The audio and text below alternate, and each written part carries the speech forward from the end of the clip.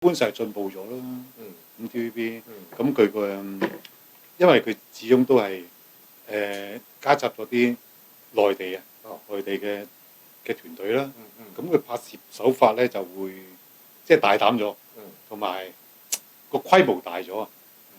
同埋即係如果以前嘅 TVB 廠嘅拍3機嘅，咁嗰個規模就唔係嗰個質感一定係差啲㗎啦。咁而家全部係實景啊，咁啊打燈又係電影做法啦，咁當然唔同啦。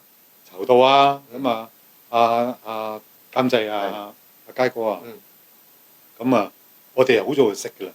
咁啊佢見我出邊浸淫咗咁耐啦，咁啊梗係問下佢一個角色就比較特別啲嘅。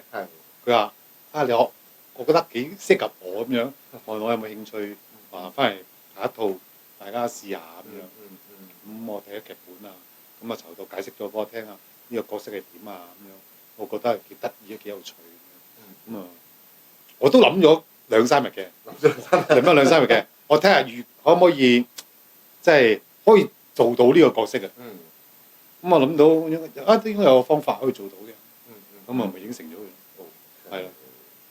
咁啊，你知唔知道嗰陣時係阿寶儀做主角啊？知道，佢嚟講寶儀㗎啦。呢個已經好大興趣啦，呢個。好大興趣啦，係啊。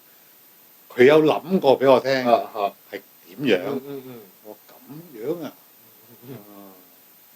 咁我就咪，梗係始終都係一段時間嘅。咁我就去做呢樣嘢啦。咁啊，佢都未知我個樣係變成咁啊。咁啊，當做完嗰時，佢個樣變成咁啊，正。佢始終都係留鬚時間，未必可以夾到其他嘅工作啦。有啲要推咗佢啦。係有啲話要靚仔嘅，咁啊冇啊嘛。係嘛？咁我覺得呢個角色係值得嘅。呢個角色係值得嘅。咁你係咪要特登整殘啲自己嘅嘢？要啊，要摧殘自己。點摧殘法？摧殘我係將我即係瞓覺時間顛倒咯。係啊，係啊，調轉佢夜啲瞓，夜啲瞓，早啲起身。搞到自己唔夠瞓。係啊，搞到自己有啲唔夠瞓。係啊，要。係啊，多咗運動啊要。要多運動。揸乾啲個人。我都覺得有個氣場喺度嘅。有個氣場喺度。係啊。OK，你以往有冇做過呢啲咁好似咁大奸大惡咁嘅角色咧？冇。冇。小奸小惡嘅有。小奸小惡。即係啲二世祖啊、蝦爸爸嗰啲係大把。跟住做咗呢啲咁有氣場嘅角色啦。即係已經唔再係二世祖啦。唔係，佢可以再揾翻去做二世祖。可以再揾翻。我一樣可以預嫁到佢。一樣係咁開心。中意變化。我唔中意一個樣去做，每一套劇都係咁嘅樣，同埋一個表情。嗰樣嘢我中意係變嘅。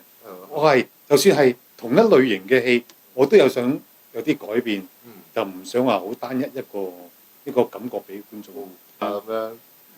好多其他造型咁樣。係啊，我覺得演員啊嘛，我唔係偶像啊嘛，偶像就係個角色去就個演員啊嘛，但係演員就係你去就個角色啊嘛。係咯，所以我咪盡量去遷就個角色，盡量扮到做到最似為止。入咁多年啦，你走嗰陣時係做咗幾多年？走嗰時做咗18年啦。做咗18年，即係咧無線18年。你有冇試過曾經心灰意冷咧？即係都做咗18年都冇一個主角可以俾你做。咁呢個一定有㗎啦。你每個入嚟 TVB 都係想做主角㗎啦。咁你去到咁嘅年份啦，咁嘅歲數啦，你再等落去咩？係咪真係有機會咧？我覺得應該係冇嘅。所以我咪選擇離開咯。睇下出邊有冇機會咯。同埋就算唔喺 TVB 嘅，我翻內地都可能有機會嘅喎。嗰個時勢其實即係香港演員翻內地係個環境都幾好㗎嘛。係啦。係啊，佢俾我做反派，我反而開心。有啲咁嘅事啊？係啊。因為真係你做反派先可以磨練到個演技。如果做好人咧，永遠都係你唔覺得做好人多幾個表情啊？得我個樣嘅啫喎，好正直咁樣喎。係反派唔同喎。可以笑多嘢。係笑多啲，又可以奸多啲，咁啊，即係層次可以多啲。層次多啲。係，我係啱啱呢個時候，因為香港呢個年齡層太少啦。哦呢個演員40-50歲，咁嘅樣啊，你真係少啊。係啊，同埋我又可以去到60歲咧，你可以做到60歲嘅嘢咧。OK，係嘛？我個 range 太大啦。即係你可以好好用。係啦，好好用啊，係啊。同埋而家好多人睇都係睇啲，希望睇啲叫老戲骨啊嘛。係啦，咁啊，佢覺得咁樣會好睇啲。同埋而家太多細路仔演員啦，佢都要有老豆老母㗎，係咪啊？咁呢度有幾多老豆老母啫？香港冇啊，冇幾多個喎。咁啊，即係個機會咪多咗咯。咁啊幾好喎。係啊。OK。而家先係你嘅黃金時期喎，咁樣。係可能係啊，我覺得可能係。而家算係，我覺得係好似起步咁啦。而家好似起步咁。係啊，好似起步咁啦。點解咧？因為點咧？好似而家先多咗人認同你，咦？你真係得嘅喎。以前冇乜認同。都 OK 嘅，以前叫 OK 嘅，幾好啊！又見到你喎，咁樣係呢啲。而家今次真係，即係喺我啲媒體度啦，咁我啲即係網絡上啦，咁我睇翻呢啲評語啦，咁對我都好正面嘅，即係覺得哇真係好爆喎你，好堅喎你啲戲咁樣。咁你會唔會好開心？今日一定開心嘅，俾人讚。即係咁多年終於有人認同你。唔係以前都認同嘅，係好戲嘅，但係真係咁亮眼咧，即係叫第一